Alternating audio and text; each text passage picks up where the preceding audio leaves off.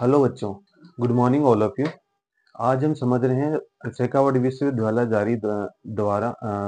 द्वारा जारी सिलेबस को। जो बीएससी फर्स्ट सेमेस्टर का सिलेबस है, बॉटनी का सिलेबस है, उसको हम लोग समझेंगे।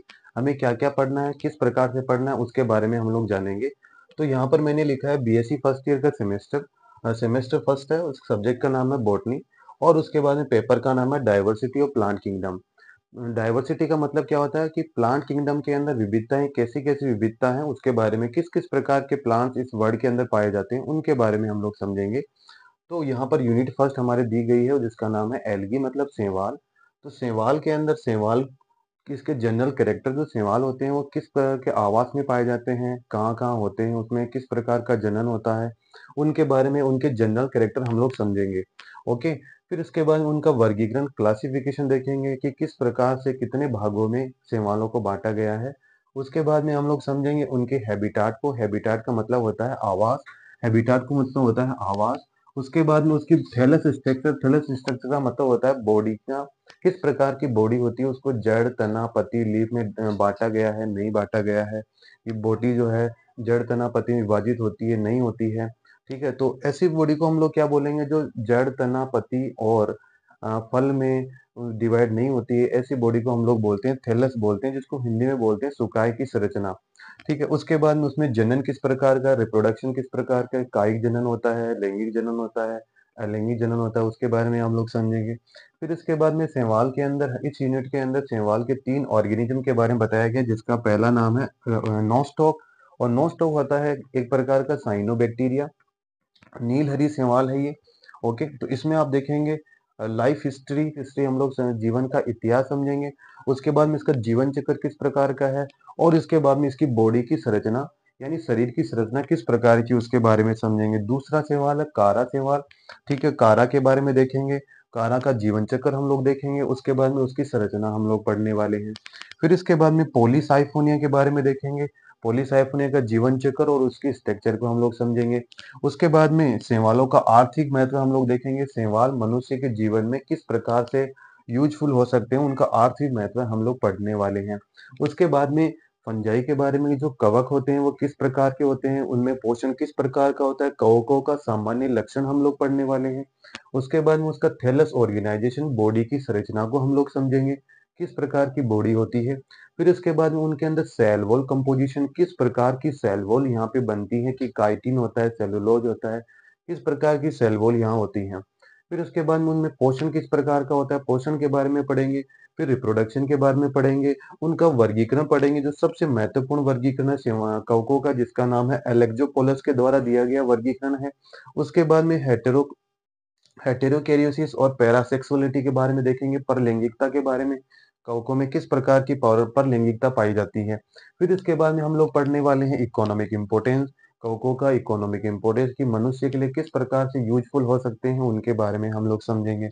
फिर कवकों के बारे में 3 जो ऑर्गेनिज्म बताए गए हैं, वो है पहला एल्बुगो, पेजाइजा और अगेरिकस। इनका जीवन परिचय और जीवन चक्र को हम लोग समझेंगे।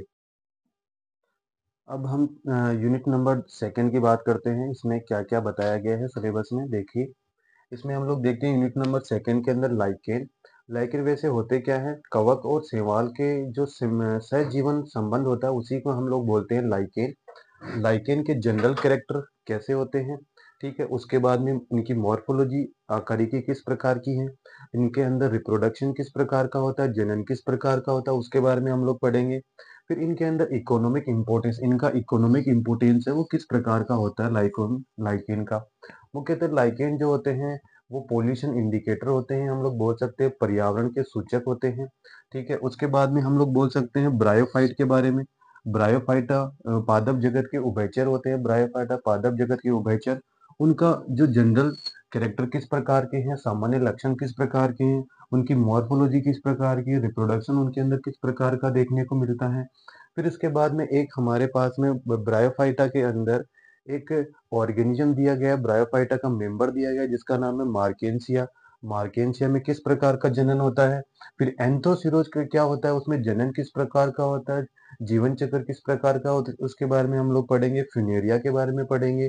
फिर इसके बाद में हम लोग पढ़ेंगे इनके इकोनॉमिक इंपोर्टेंस पढ़ेंगे, आर्थिक महत्व पढ़ेंगे ब्रायोफाइटा के, कि आर्थिक महत्व किस-किस प्रकार से मनुष्य के जीवन में ब्रायोफाइटा उपयोग में आते हैं। फिर इसके बाद में आते हैं यूनिट नंबर 2 की तरफ। यूनिट नंबर 2 में बताया गया टेरिडोफाइटा के बारे में। पादप जगत के सरीसृप बोला गया है, टेरिडोफाइटा को बोला गया है। पादप जगत के सरीसृप रेप्टाइल्स और प्लांट किंगडम इनको बोलते हैं। उसके बाद में इनके जनरल कैरेक्टर पढ़ने वाले हैं, टेरिडोफाइटा के जनरल कैरेक्टर, टेरिडोफाइटा का वर्गीकरण पढ़ने वाले हैं और टेरिडोफाइटा का जो वर्गीकरण है वो स्मिथ का वर्गीकरण हम लोग इसमें डिस्कस करेंगे। इसके बाद में फोसिल टेरिडोफाइट क्या होते हैं, जैसे विलियमसोनिया है, जैसे राइनिया है, उसके बारे में हम लोग पढ़ेंगे। यहाँ पे मुख्यतः राइनिया के बारे में, फोसिल टेरिडोफाइटा के बारे में हम लोग पढ़ेंगे। उसके बाद में टेरिडोफाइटा की मॉर्फोलॉजी पढ़ेंगे। फिर इसके बाद इसके अंदर रिप्रोडक्शन पढ़ेंगे। सिलेजिनेला, जिसे हम लोग संजीवनी बूटी के नाम से जानते हैं, विलुप्त प्राणी है, विलुप्त पादप है। और उसके बाद में हम लोग आगे पढ़ने वाले हैं मार्सिलिया के बारे में। फिर इसके बाद में इसके अंदर स्टेलर सिस्टम का इवोल्यूशन किस प्रकार से हुआ है, यानी हम लोग बोल सकते हैं कि रम तंत्र का विकास किस प्रकार से हुआ है। विषम बीजाणुता के बारे में पढ़ेंगे, हेटेरोस्पोरी के बारे में पढ़ेंगे, बीज स्वभाव के बारे में पढ़ेंगे टेरिडोफाइटा के अंदर। और उसके बाद में इकोनॉमिक इंपोर्टेंस को पढ़ेंगे। अपने क्लास के अंदर तीनों इंपोर्टेंट क्वेश्चन है, सीड हैबिटेट एग्जाम में आएगा, हेटेरोस्पोरी एग्जाम में पूछा जाएगा और स्टेलर इवोल्यूशन, ये तीनों क्वेश्चन एग्जाम में पूछे जाएंगे। यहाँ से लगभग 99% संभावना होती है एग्जाम में आने की। उसके बाद में हम लोग पढ़ेंगे यूनिट नंबर 4 के बारे में। यूनिट नंबर 4 में पूछा गया है आवर्त अनावर्त बीजी पादप यानी जिम्नोस्पर्म पादप, उनका जनरल कैरेक्टर हम लोग पढ़ेंगे। फिर उसका उनका वर्गीकरण हम लोग पढ़ेंगे। हमारे सिलेबस में वर्गीकरण दिया गया, स्पॉन का वर्गीकरण दिया गया है, जो हम लोग पढ़ने वाले हैं।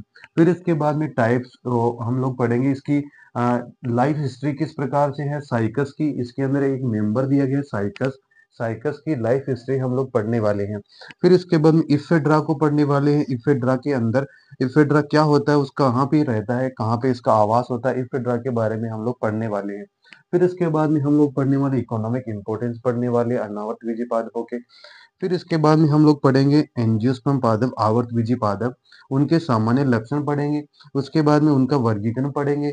फिर इसके बाद में डिफरेंस पढ़ेंगे हम लोग मोनोकोट, एक बीजपत्री पादपों में और द्विबीजपत्री पादपों में हम लोग पढ़ने वाले हैं। मोनोकोट और डाइकोट में हम लोग पढ़ने वाले हैं। फिर इसके बाद में हम लोग पढ़ेंगे जीवन चक्र पढ़ेंगे, आवर्तबीजी पादपों का जीवन चक्र किस प्रकार का है, इन सब के बारे में हम लोग पढ़ने वाले हैं।